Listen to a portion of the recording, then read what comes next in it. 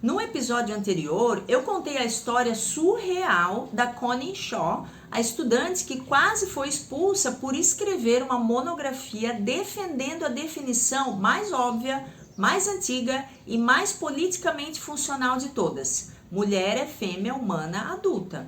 Hoje a gente entra na questão central. Por que essa definição é a que sustenta o feminismo? E tão importante quanto isso, porque todas as alternativas que tentam substituir essa definição falham miseravelmente na hora de proteger mulheres. Porque veja, quando a gente afirma que mulher é fêmea humana adulta, a gente não está fazendo um gesto filosófico abstrato.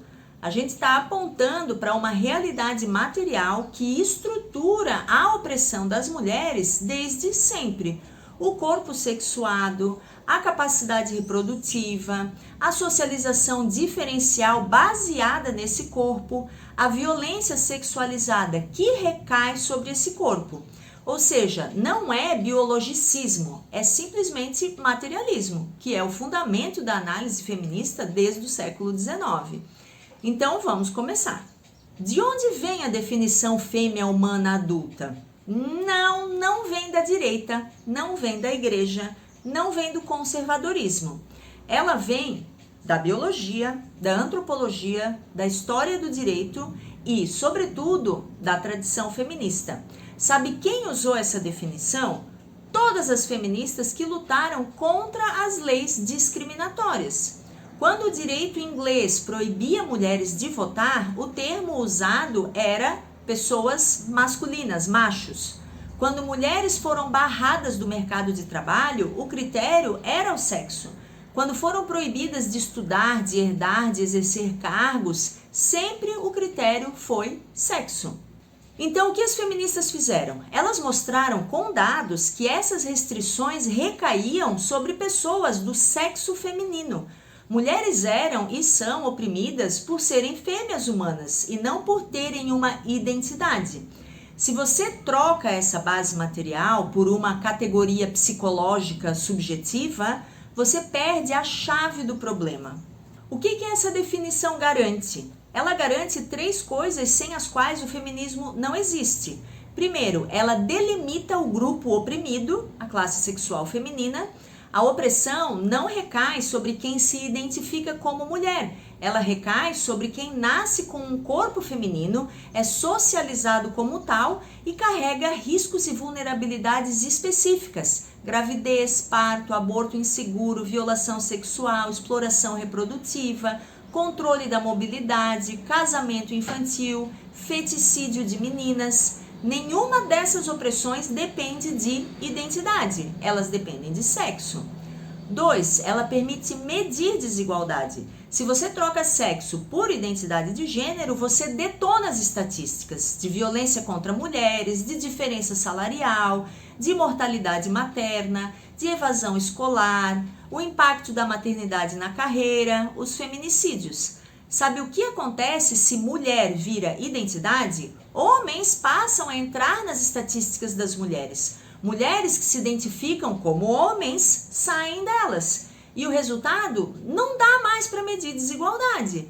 E se você não mede desigualdade, você não formula política pública. 3, permite políticas específicas, casas-abrigo, atendimento ginecológico, presídios femininos, competições esportivas, programas de proteção no parto, protocolos contra a violência sexual. Tudo isso depende de saber quem é fêmea humana adulta.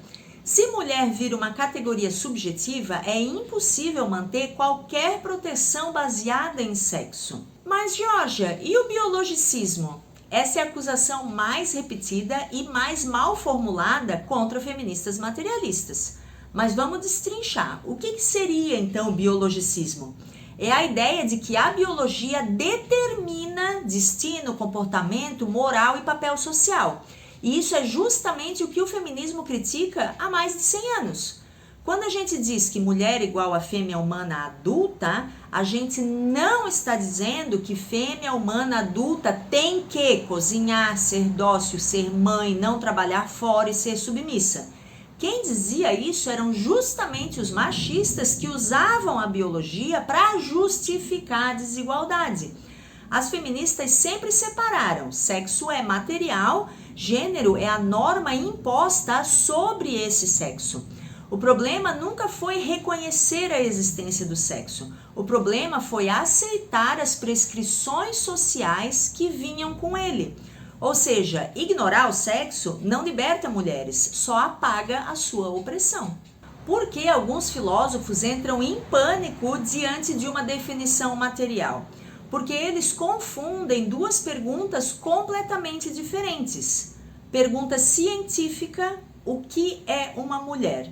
Uma fêmea humana adulta. Pergunta normativa: como uma mulher deve viver? Do jeito que ela quiser. O pânico nasce porque muita gente acha que, se você define mulher biologicamente, você está prendendo mulheres num destino biológico. Só que isso é justamente o oposto do que o feminismo defendeu. Reconhecer o sexo permite libertar as mulheres das normas impostas ao sexo. Negar o sexo só coloca um véu por cima da opressão. Por que as outras definições falham? Agora a gente chega à parte deliciosa, porque aqui é onde a Connie brilha. Ela analisa duas grandes famílias de definições de mulher usadas por teorias de identidade de gênero. Primeira, mulher é quem tem disposições femininas, vestimenta, comportamento, modo de falar, interesses. O problema? Isso é estereótipo de gênero, e feministas lutaram justamente para destruir essa associação.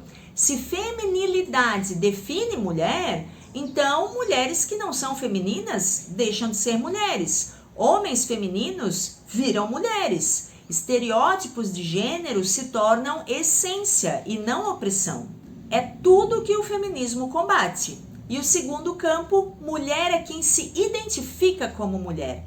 Isso é o que a Connie chama de definição circular. Ela aponta o óbvio. Dizer que mulher é quem se identifica como mulher não define nada. É como dizer um X é alguém que se sente X. O que é X? Além de ser logicamente fraca, politicamente é um desastre. As categorias viram infladas, as leis perdem aplicabilidade, estatísticas perdem sentido, direitos sexuais desaparecem. E tem mais, se a autoidentificação é um critério absoluto, não existe maneira de impedir o abuso da categoria. Qualquer pessoa pode reivindicar qualquer proteção planejada especificamente para um grupo vulnerável. Isso não é inclusivo, isso é destruir a categoria política que as mulheres levaram séculos para construir. O feminismo materialista sempre partiu da seguinte premissa: as mulheres constituem uma classe sexuada primordialmente definida pela capacidade reprodutiva. Isso não significa que todas as mulheres engravidam, significa que as estruturas sociais tratam todas as mulheres como potenciais reprodutoras.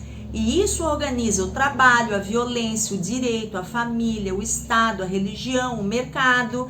Nada disso depende de identidade interna, depende de sexo. No próximo vídeo eu entro em algo que a dissertação da Connie mostra com muita clareza e que quase ninguém discute. Como as teorias de identidade de gênero usam estereótipos para definir mulheres e por que isso é um retrocesso gigante em relação à segunda onda feminista. A gente vai examinar Butler, McKittrick, Batcher, a circularidade, os estereótipos, as identidades subjetivas, a instabilidade conceitual e as consequências políticas reais. Se o episódio de hoje foi sobre firmar o terreno, o próximo é sobre mostrar por que o terreno das teorias identitárias é feito de areia movediça. Te espero lá!